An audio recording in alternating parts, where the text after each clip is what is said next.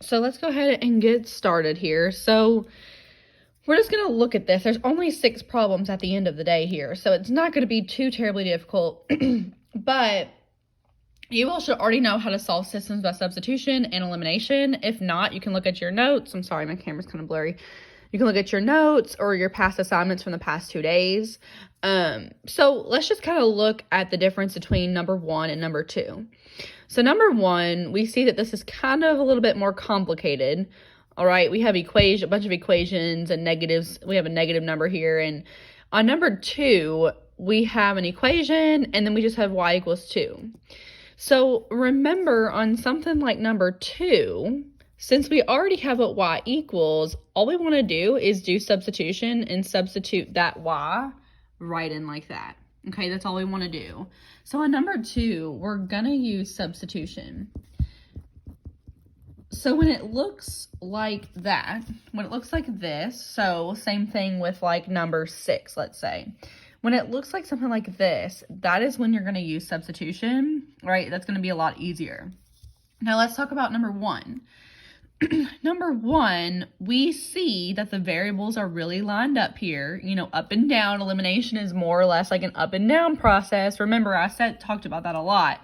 So we see that there's 2 full equations with the variables lined up here, the variables lined up here, and the numbers. Now we know in elimination, we have to have a negative version of something and a positive version of something. So right off the bat, we should know that this negative 4x and positive 4x eliminate. All right, so on things like number 1, things that look like number 1, we are going to use elimination.